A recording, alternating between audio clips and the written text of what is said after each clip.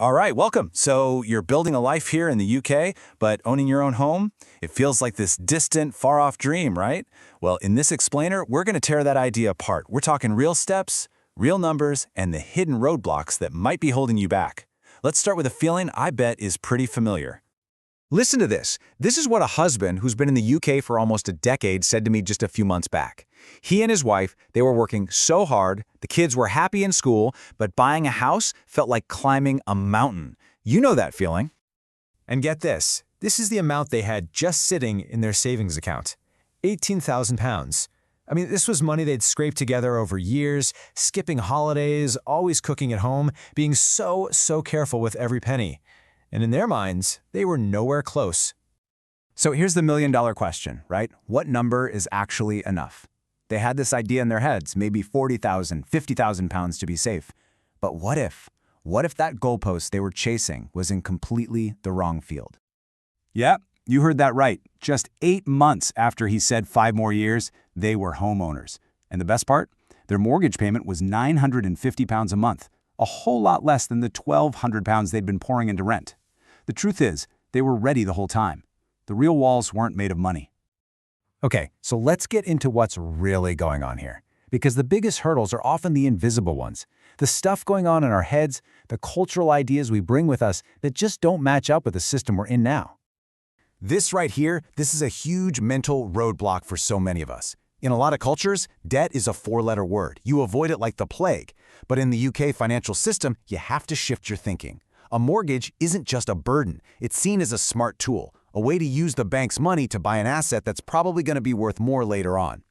Trust me, your landlord gets this. They're using your rent to play this game and build their wealth. And you know, it goes even deeper. Look, so many of us are sending money back home to support our families. That's a beautiful thing, and it doesn't stop you from getting a mortgage. You just have to account for it. And then there's this hesitation to be visible, to negotiate hard and really claim what you're worth.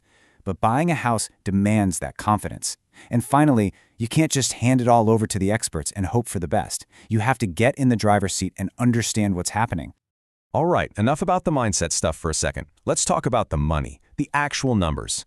This is where the dream stops being a dream and starts looking like a plan. Forget what you've heard on the grapevine. Let's look at the facts.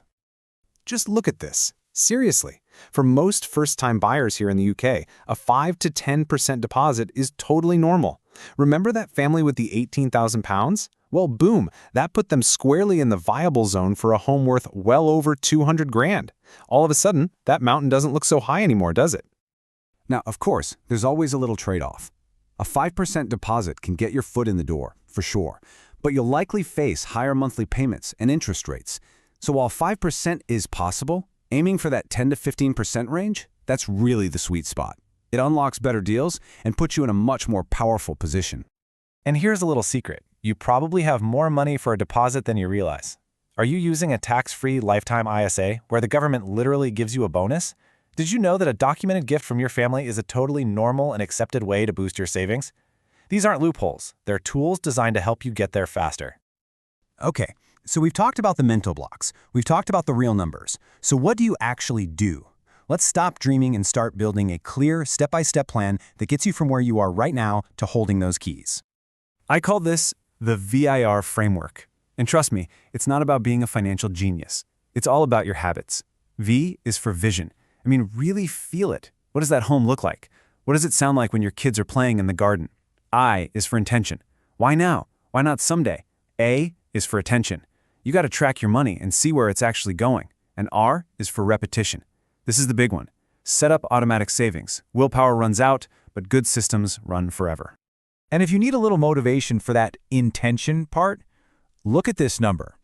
If you wait 5 more years, paying £1,200 a month in rent, that's £72,000 you've handed over to your landlord. Money that's gone forever, building their wealth, not yours. That's the real cost of waiting. Okay, deep breath. The actual process can seem overwhelming, but it's not. It's just a checklist, a series of simple steps that for most people takes about 7 to 9 months from start to finish. From getting your papers in order, to house hunting, to making an offer, it's all completely doable when you see it laid out like this. And before we go any further, I want to talk about something that's maybe the most important piece of advice here. Before you even start looking at houses, Build a small emergency fund, a few £1,000s. We're going to call this your confidence account. It's not just for leaky pipes. It's what gives you the power to say no to a bad deal, to negotiate without desperation breathing down your neck. It's your power fund. Whew. Okay, we have covered a ton of ground. But you know what? All this information is totally useless if you don't do anything with it. So let's turn all this talk into your very first step. So here it is, your homework, your first 3 actions, and I want you to do these this week, okay? First, get honest with your numbers. Calculate exactly what you have and what your real target deposit is.